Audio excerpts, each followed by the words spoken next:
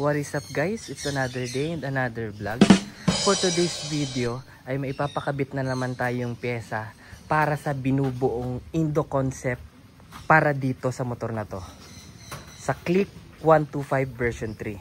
So kung mapapansin nyo guys ay ang ganda na ng tindigan niya at ang ganda na ng forma niya. Konti na lang ang i-upgrade dito bago isabak sa show. So ngayong araw ay kukunin natin yung pyesa na yun dun sa town proper kasi dumating na yung projector headlight nitong Click. So mas aangas na ito guys. Kaya excited na ako na ipakabit natin yun. Pero pagdating doon ay unbox muna natin at i-check kung okay ba yung item. So tingnan nyo guys ang forma ng Click na ito. Grabe kaangas na. Grabe na rin kaangas ang gastos nito. So guys, excited na ako. Kaya without further ado, agad-agad bumaba na tayo sa town proper para i-check yung pyesa na yon. A few years later. Nandito na tayo sa town proper at nandito na rin tayo sa tindahan.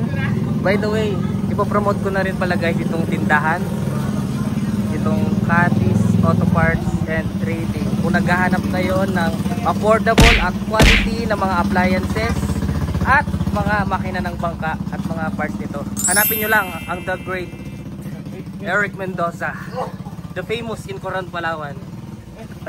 Tsaka pag pumunta kayo dito, kung gusto nyo makahingi ng discount, banggitin nyo lang yung pangalan ko. Bibigyan kayo ng isang kaldag. So ito na pala guys yung pyesang ikakabit natin sa Click. So hindi natin ma-unbox kasi na-unbox na pala ito. So wait lang guys, patulong muna tayo. So guys, i-unbox na natin to. Pakita mo naman ang sponsor.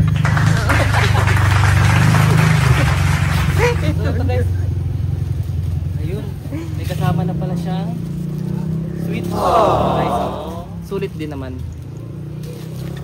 Nakakapakita ko yung mismong ilaw. So excited na tayo guys. Bigat ah. So ito siya. Pwede ba ito ko? Nice. Dito na pala tayo sa shop. Dito natin ipapakabit dahil trusted din itong mekaniko dito. So dito pala ito sa Pixie Motorcycle Parts and Accessories. Dito to banda sa may Bangkuang malapit sa ospital sa Coron, Palawan. So guys, update ako mamaya pag naikabit na ang projector light. A few minutes later. So ito na guys, naipakabit na natin yung Ayoto Quad projector headlight para sa Click 125. So ito siya, napakaangas.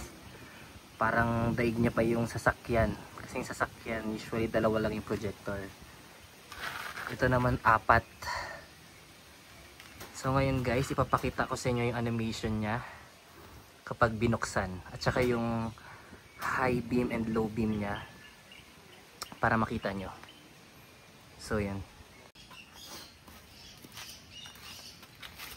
So ito siya guys pag inon natin.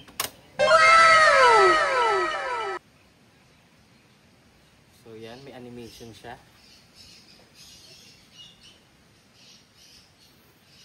Yan yung itsura niya kapag inon mo siya. Pag binuksan mo naman yung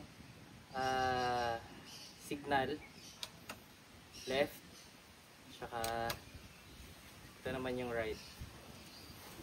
So meron din siyang passing light. Tapos pag binuksan mo yung low beam, ayan siya guys, sobrang lakas. Lalo na pag high beam mo siya. So yan.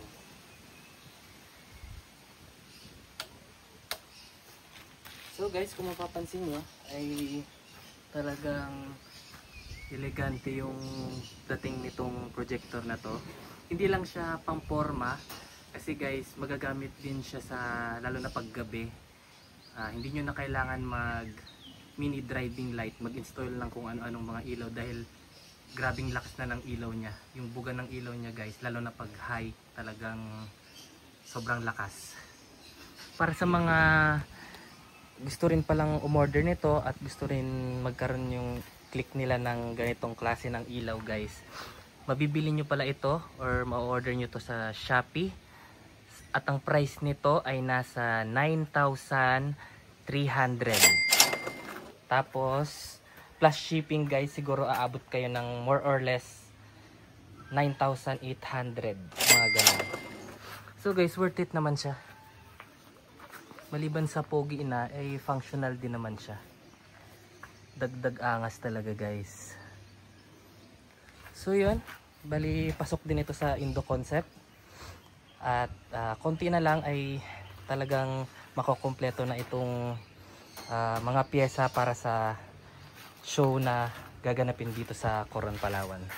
So guys, that's all for today's video. Thanks for watching and ride safe always.